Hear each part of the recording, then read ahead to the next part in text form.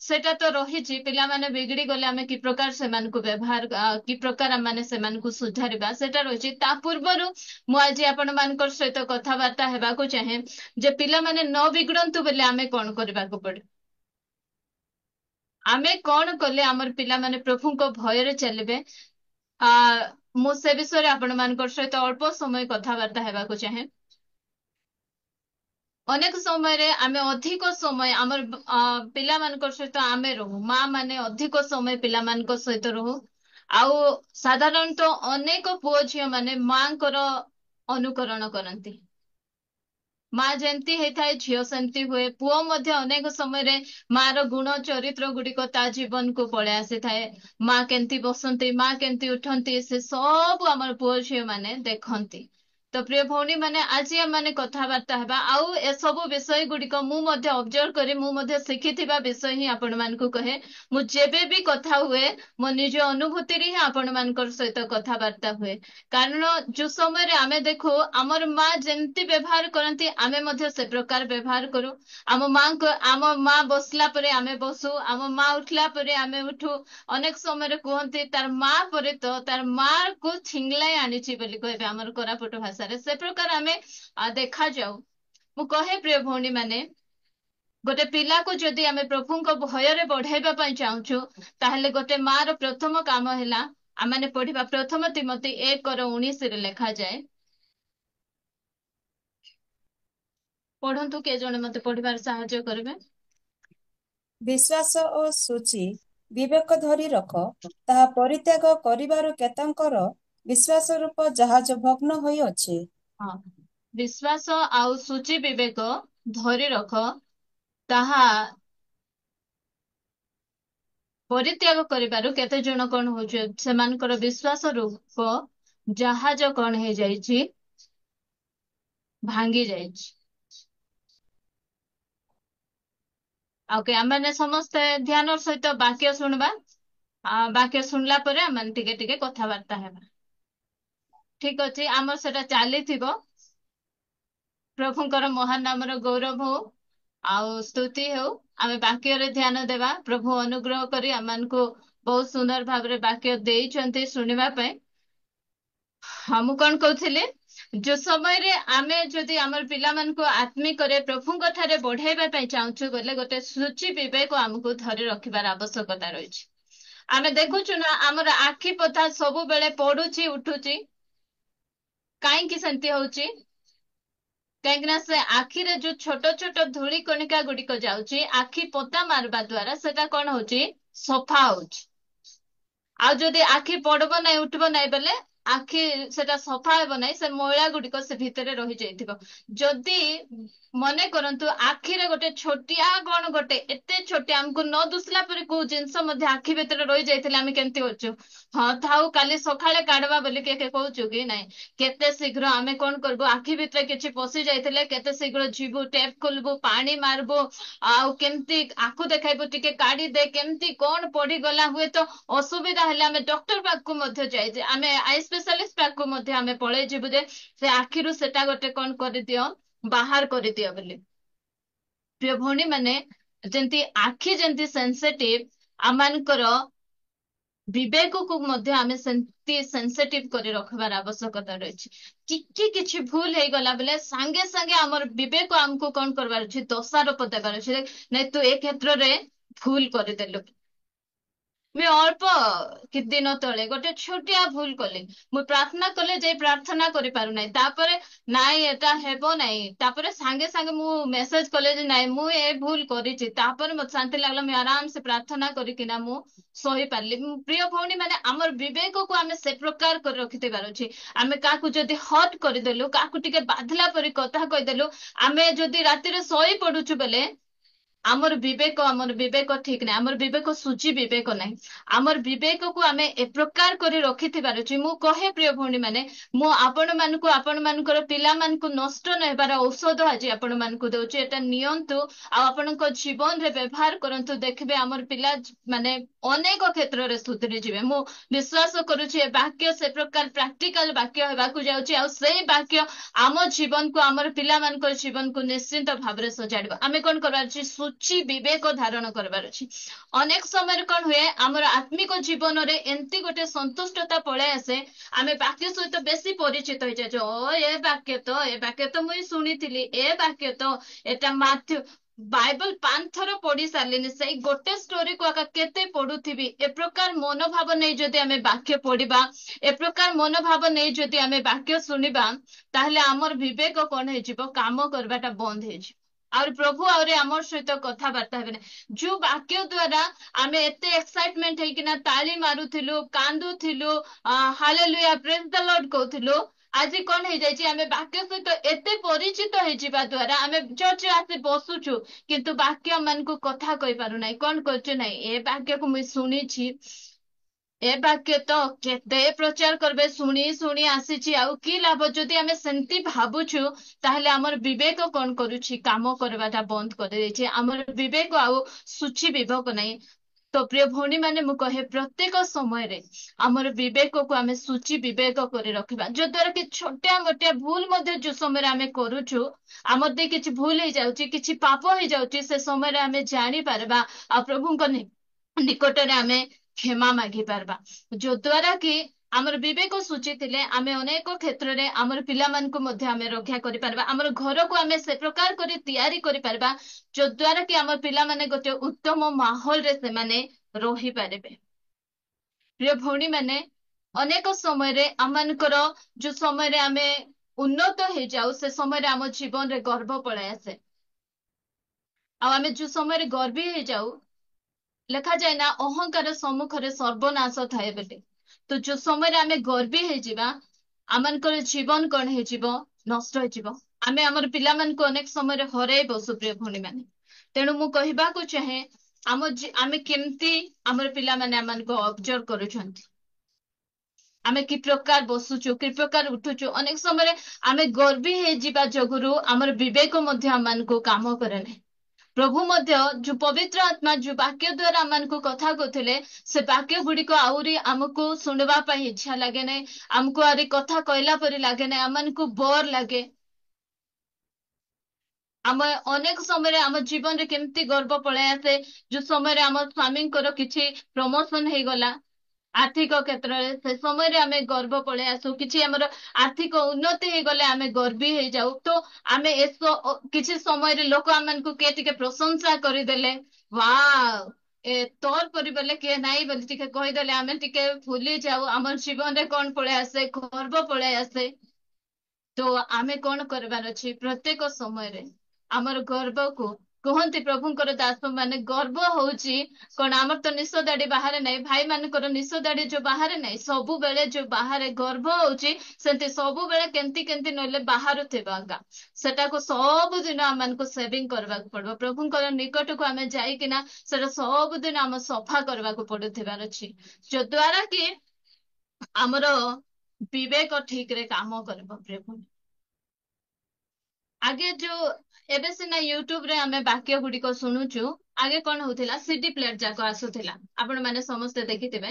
ସେଠି ବାକ୍ୟ ଗୁଡିକ ଆସୁଥିଲା, ସେଟା ଲଗା ହେଇକିନା ଶୁଣା ଯାଉଥିଲା। ଥରେ ଗୋଟେ ଚର୍ଚ୍ଚରେ ଜଣେ ପ୍ରଭୁଙ୍କର ଦାସ ବାକ୍ୟ ପ୍ରଚାର କରେ, ଗୋଟେ ଟପିକ ରେ ସେ ବାକ୍ୟ ତିଆରି କଲେ।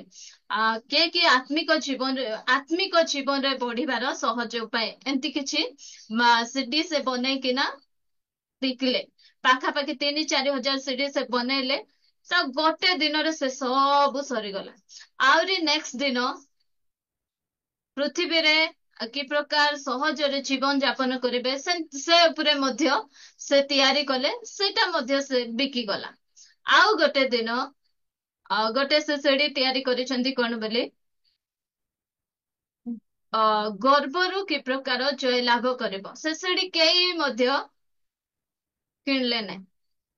କାହିଁକି କିଣିଲେ ନାହିଁ? କାରଣ ସମସ୍ତେ ଭାବୁଛନ୍ତି ଯେ ମୁଁ ହିଁ ଗର୍ବିଟା ନାହିଁ, ମୋ ପାଖରେ ଗର୍ବ ନାହିଁ ବୋଲି। ଯଦି ଯିଏ ସେମିତି ଭାବୁଛୁ, ସେ ଏକା ସବୁଠୁ ବଡ ଗର୍ବୀ ଅଟ। କାହିଁକି ଲୋକମାନେ କଣ ମୁଇଁ ଗର୍ବୀ ନାଇଁ ବାପା, ମୁଁ ବେଶୀ ନମ୍ର ବୋଲି ଆମେ ଅନେକ ସମୟରେ ଭାବୁ। କିନ୍ତୁ ପ୍ରିୟ ଭଉଣୀ ମାନେ, ମୁଁ ଆପଣ ମାନଙ୍କୁ କହିବାକୁ ଚାହେଁ, ସବୁଦିନ ଆମେ ନିଜ ନିଜକୁ ଆମେ ଯାଞ୍ଚ କରିବା, ପ୍ରଭୁଙ୍କ ନିକଟରେ ରଖିବା। ଆଉ ପ୍ରଭୁ, ମୋ ଜୀବନରେ ଯଦି ଗର୍ବ ପଶିଛି ଦୟାକରି ତୁମେ ବାହାର କର। ଆଉ ଯଦି ଆମ ଜୀବନରେ ଗର୍ବ ପଶିଯିବ ପ୍ରିୟ ଭଉଣୀ ମାନେ, ତାହେଲେ ଆମର ବିବେକ ଆଉ ଏତେ ଠିକ ରେ କାମ କରିବ ନାହିଁ। ଆମେ କିଏ କହିଲେ ମଧ୍ୟ ଆମେ ଶୁଣବା ନାହିଁ, କାର ଅନୁଯୋଗ ମଧ୍ୟ ଆମମାନଙ୍କୁ ଭଲ ଲାଗିବ ନାହିଁ। ଆମେ ଏତେ ପରିମାଣରେ ଗର୍ବୀ ହେଇଯିବା ଯେ ଆମକୁ କେମିତି ଲାଗିବ ସେ ସମୟରେ, ଯେମିତି କି ପ୍ରକାଶିତ 3:17 ଲେଖାଗଲା, ଆମେ ନିଜକୁ ସେମିତି ଭାବୁଥିବା, ମାତ୍ର ଆମେ ପ୍ରକୃତରେ କଣ ପ୍ରଭୁ ଯୀଶୁ ଖ୍ରୀଷ୍ଟ ସେ ସ୍ଥାନରେ କହୁଛନ୍ତି, ପଢିବା।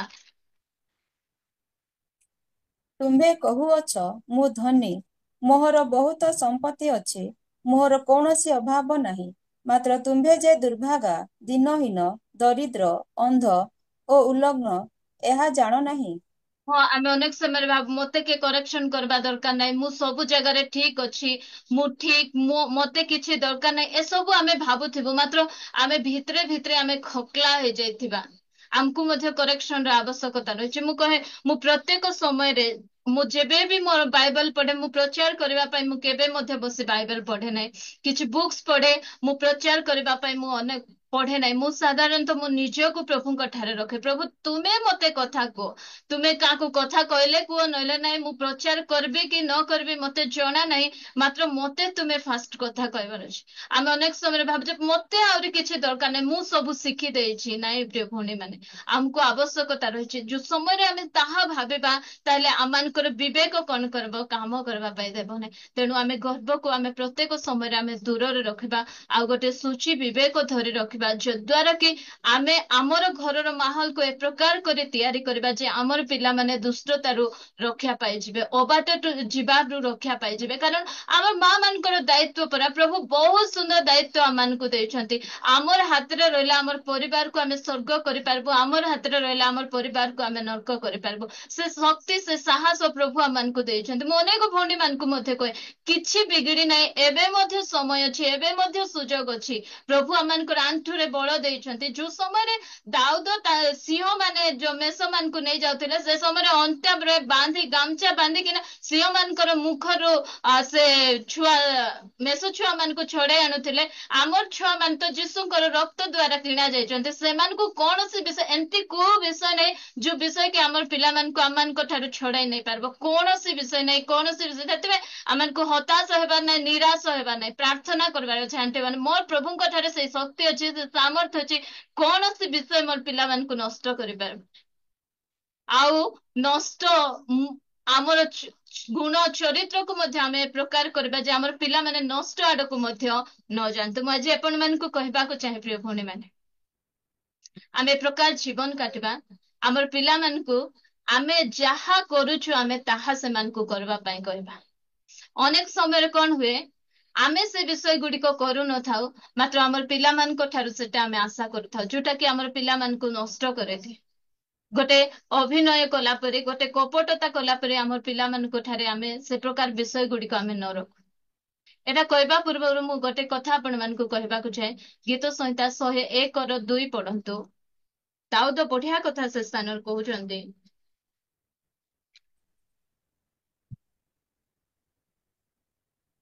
ମୁଁ ବିବେଚନା ପୂର୍ବକ ସିଦ୍ଧ ପଥରେ ଗମନ କରିବି। ଆହା, ତୁମ୍ଭେ କେବେ ମୋ ନିକଟକୁ ଆସିବ? ମୁଁ ଆପଣା ଗୃହ ମଧ୍ୟରେ ସିଦ୍ଧ ଅନ୍ତଃକରଣରେ ଆଚରଣ କରିବି।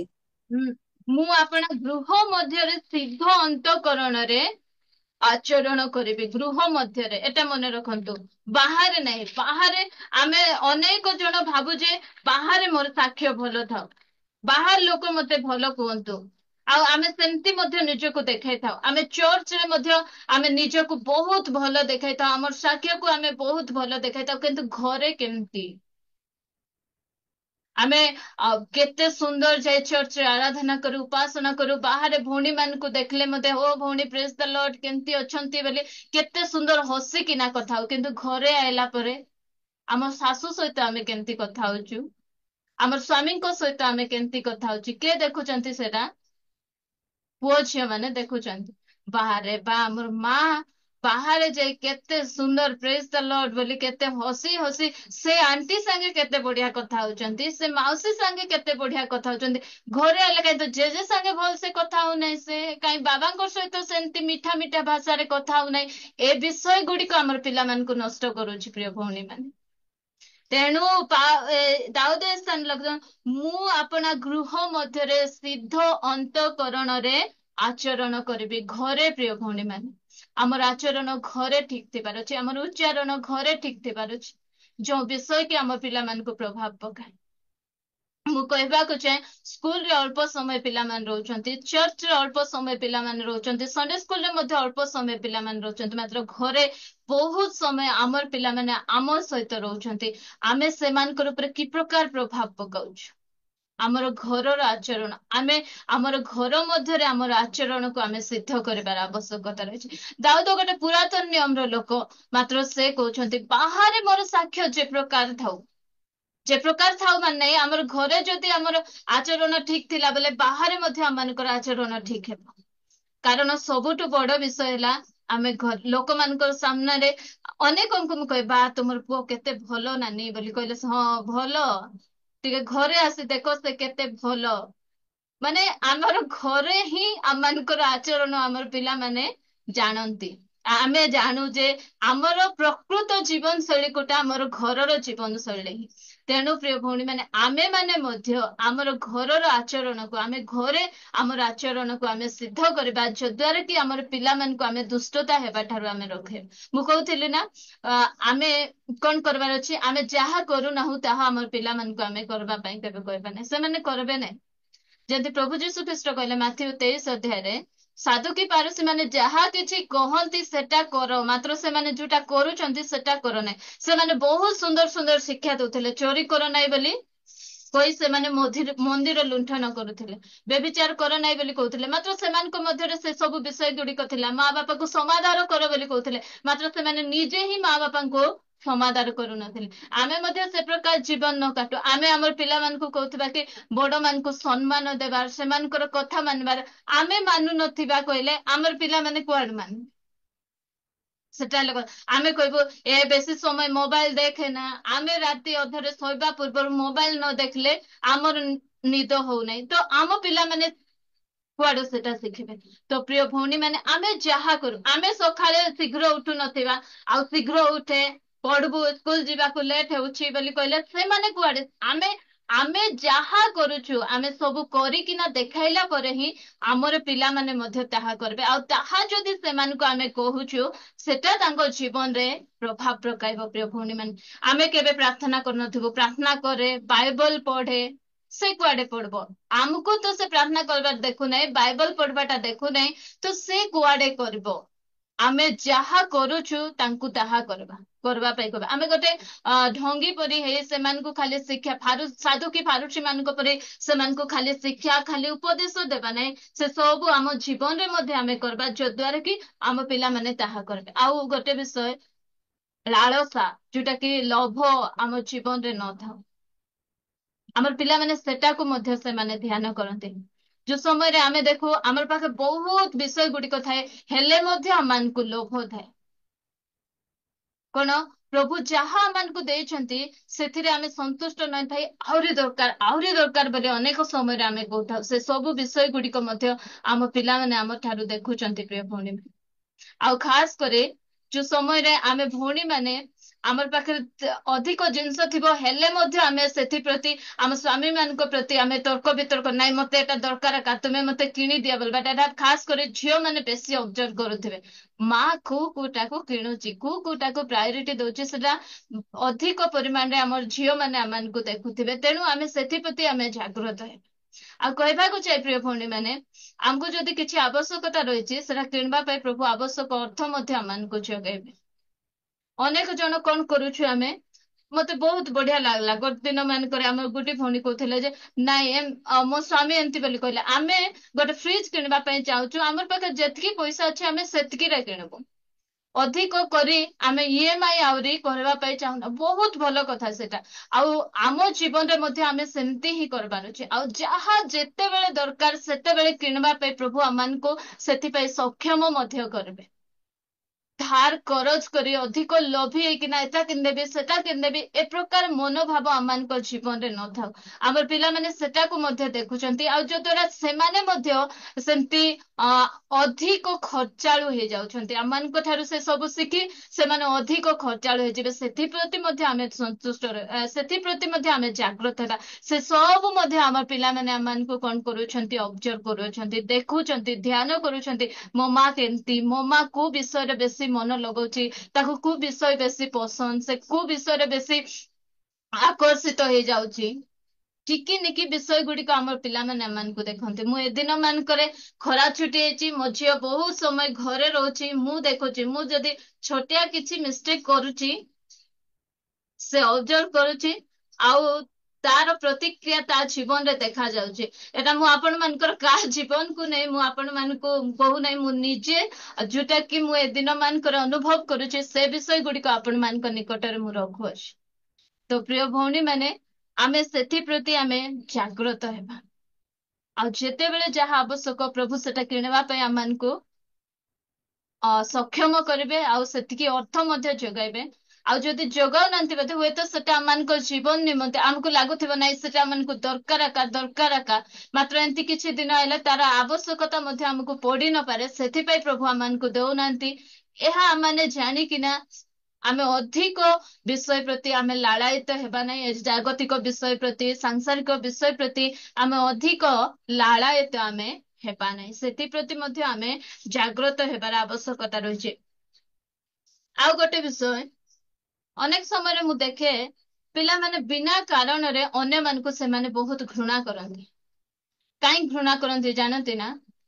ଆମର ଘରେ ସେ ପ୍ରକାର ଆମେ ଆଲୋଚନା କରୁ ଅନ୍ୟମାନଙ୍କର ବିଷୟରେ, ଯୋଉଟା କି ଆମର ପିଲାମାନଙ୍କୁ ଅନ୍ୟମାନଙ୍କୁ ଘୃଣା କରିବା ପାଇଁ ସେଟା ବାଧ୍ୟ କରେ।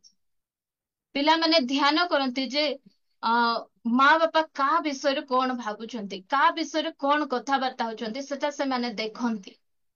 ଆଉ ସେଟା ଆମେ ବଡ ମାନେ ପିଠି ପଛରେ ଅନେକ ଗୁଡିଏ କଥା କହିଲା ପରେ ମଧ୍ୟ ସେ ଲୋକ ସାମ୍ନାରେ ଆମେ ବହୁତ ଭଲସେ କଥା ହେବା ତ ପିଲାମାନେ ଅଭିନୟ କରି ଜାଣନ୍ତି ନାହିଁ, ଏଟା ମନେ ରଖନ୍ତୁ। ଆଉ ସେ ବିଷୟ ଗୁଡିକ ପିଲାମାନଙ୍କ ଜୀବନରେ ପ୍ରଭାବ ପକାଏ ଆଉ ସେମାନେ ସେ ଲୋକମାନଙ୍କୁ କିଛି ନଥାଇ ମଧ୍ୟ ଅନେକଙ୍କୁ ସେମାନେ ଘୃଣା ମନୋଭାବରେ ଦେଖନ୍ତି। ଆମେ କହିବୁ ତୁ କାହିଁକି ବଡ ମାନଙ୍କୁ ସମ୍ମାନ ଦଉନୁ, ନମସ୍କାର କରୁନୁ, ସେ ଆସିଥିଲେ କାହିଁକି ନମସ୍କାର କର, କେମିତି ସେ ନମସ୍କାର କରିବ? ତୁମେ ତ ତା ବିଷୟରେ ମନ ଇଚ୍ଛା ଗପିଛ ତାର ପିଠି ପଛରେ, ତାର ସାମ୍ନାରେ ତାକୁ ନମସ୍କାର କର ବୋଲି ସେ କୁଆଡେ କରିବ? ତାକୁ ସମ୍ମାନ ଦେ ବୋଲି କହିଲେ ସେ କୁଆଡେ ସମ୍ମାନ ଦେବ? ତାର କଥା ମାନେ ବୋଲି କହିଲେ ସେ କୁଆଡେ ମାନବ?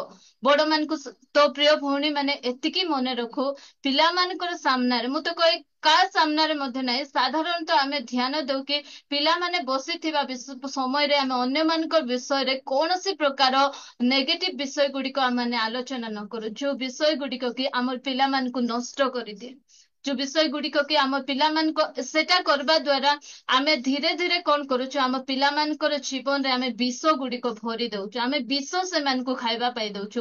ତେଣୁ ଆମେ ଆରମ୍ଭ ହେଲା ଆମର ଗାଡି ଷ୍ଟାର୍ଟ ହେଲା ବେଳେ କିଏ ଅଛନ୍ତି ଆମେ ଦେଖୁନାଉ, ପୁଅ ଝିଅ ଯିଏ ବି ଥିଲେ ଆମେ ଅନ୍ୟମାନଙ୍କର ବୁରାଇ ଆମେ କରିବାରେ ଲାଗିଥାଉ। ତ ସେ ବିଷୟ ଗୁଡିକ ମଧ୍ୟ ଆମର ପିଲାମାନଙ୍କୁ କଣ କରେ, ନଷ୍ଟ କରେ।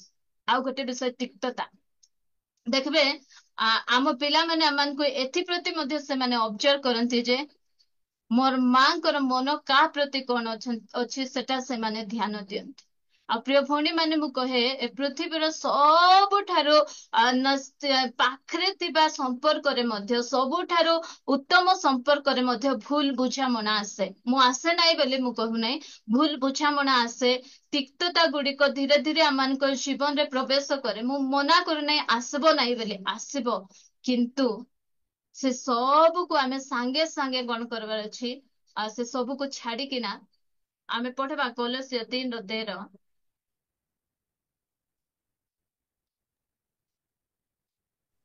ପରସ୍ପର ପ୍ରତି ସହନଶୀଳ ହୁଅ, ଆଉ ଯଦି କାହାରି କାହାରି ବିରୁଦ୍ଧରେ କୌଣସି କଥା ଥାଏ ତେବେ ଏକକୁ ଆରେକ କ୍ଷମା କର। ପ୍ରଭୁ ଯେପରି ତୁମ୍ଭମାନଙ୍କୁ କ୍ଷମା କରିଅଛନ୍ତି ତୁମ୍ଭେମାନେ ମଧ୍ୟ ସେହିପରି କର। ଆମେ ପରସ୍ପରକୁ କଣ କରିବାର ଅଛି, କ୍ଷମା କରିବାର ଅଛି। ଆମର ଭିତରେ ତିକ୍ତତା ଆସିବ, ମନୋମାଳିନ୍ୟ ଗୁଡିକ ଆସିବ, କିନ୍ତୁ ସେଇ ତିକ୍ତତା, ସେ ମନୋମାଳିନ୍ୟ ଗୁଡିକକୁ ଆମେ ଧରି ରଖିବା ନାହିଁ। ଯେତେ ଶୀଘ୍ର ହଉଛି ସେତେ ଶୀଘ୍ର ସେଟାକୁ ଛାଡି ଆମର ସବୁବେଳେ ଆମର ଖାତାକୁ କଣ କରିଦଉଥିବାର ଅଛି, କ୍ଲିୟର କରିଦଉଥିବାର ଅଛି। ଆଉ ସେ ତ ତା ମନମାଳିନ ଅକ୍ଷମାର ହୃଦୟ ଧରି ଆମେ ଦିନ ପ୍ରତିଦିନ ଆମେ ଗତି କରିବା, ତାହେଲେ ଆମେ ଆମର ପିଲାମାନଙ୍କୁ ଆମେ ନଷ୍ଟ କରୁଛୁ। ତିକ୍ତତା ଧରିଥିବେ, ମନ କେତେ ଓଜନ ଲାଗୁନଥିବ ମୁଣ୍ଡ ଗୋଟେ।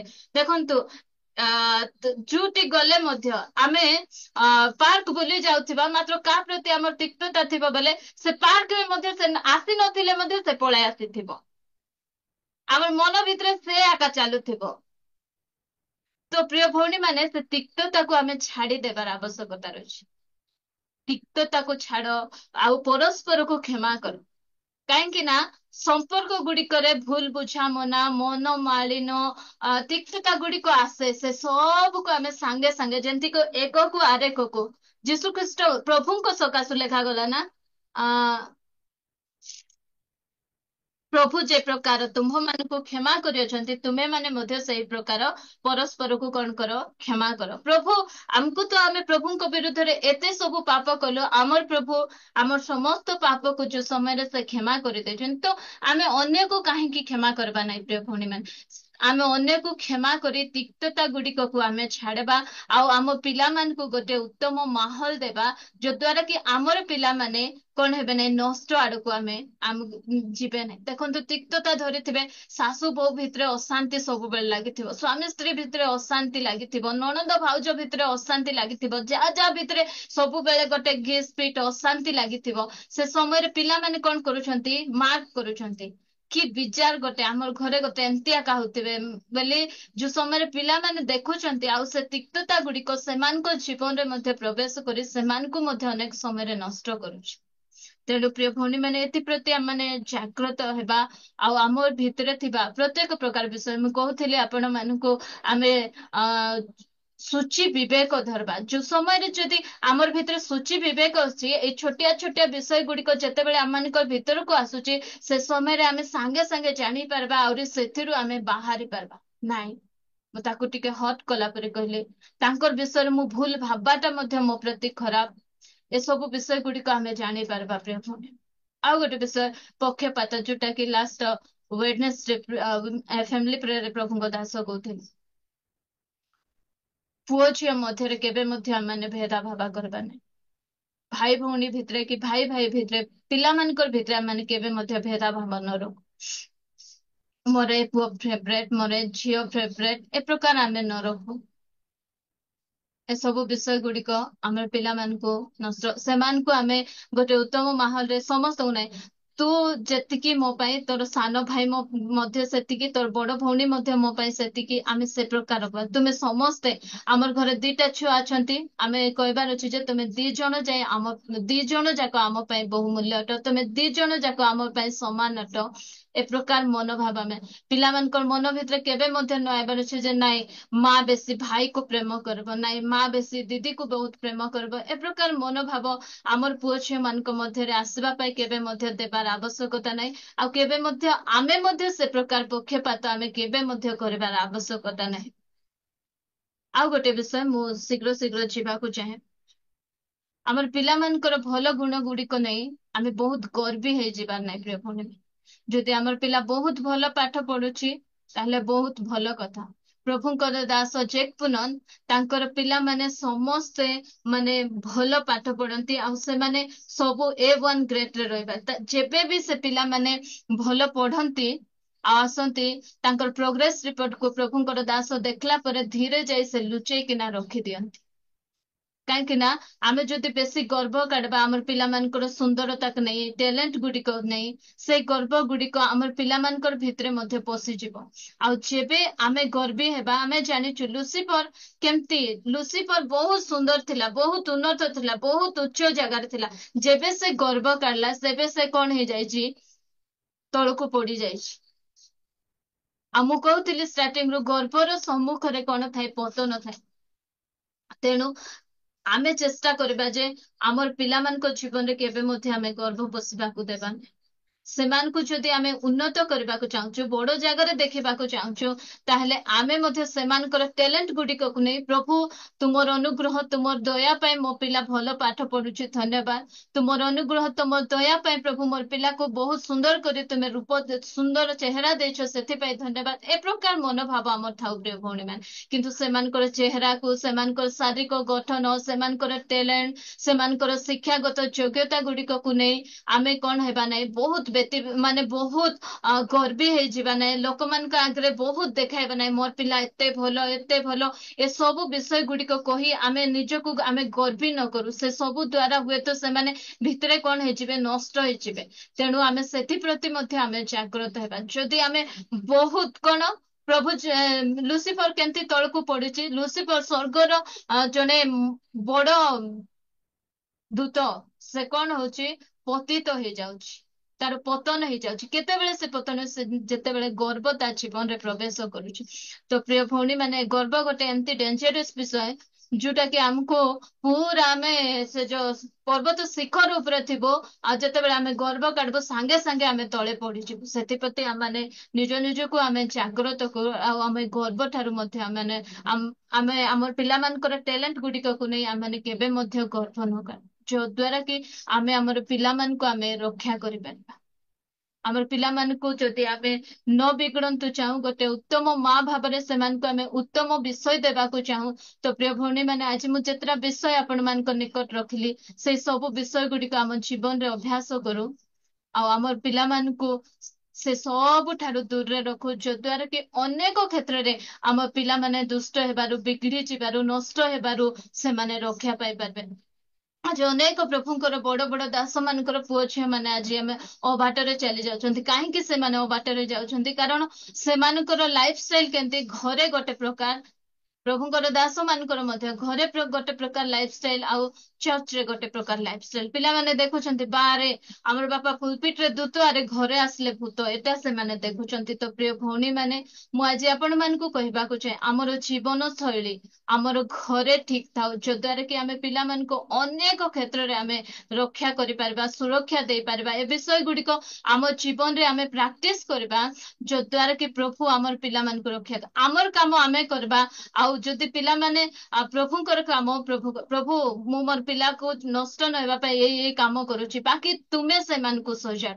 ଆଉ ଗୋଟେ ବିଷୟ କହିବାକୁ ଚାହେଁ ପ୍ରିୟ ଭଉଣୀ ମାନେ, ଆମର ଗୌରବ ପାଇଁ, ଆମର ମହିମା ପାଇଁ କେବେ ମଧ୍ୟ ଆମର ପିଲାମାନଙ୍କୁ ଭଲ ହୁଅ ବୋଲି ଆମେ କହିବାନି। କେବଳ ପ୍ରଭୁ ଯେ ପ୍ରକାର ମହିମା ପାଇବେ, ଏରେ ତୁ ଏମିତି ଦୁଷ୍ଟ ହେଲେ ଲୋକ ମତେ କଣ କହିପାରେ, ଏ କଥା କେବେ ମଧ୍ୟ ଆମମାନଙ୍କର ପାଟିରେ ନ ଆସୁ। ତୁ ଯଦି ଏମିତି ଦୁଷ୍ଟ ହେବୁ, ତାହେଲେ ପ୍ରଭୁ ଅଗୌରବାନ୍ୱିତ ହେବେ, ପ୍ରଭୁଙ୍କର ନାଁ ଅପମାନିତ ହବ, ପ୍ରଭୁଙ୍କର ନାଁ ତଳେ ପଡିବ। ଏଇ ବିଷୟ ସବୁବେଳେ ଆମମାନଙ୍କର ମନ ମଧ୍ୟରେ ରହୁ।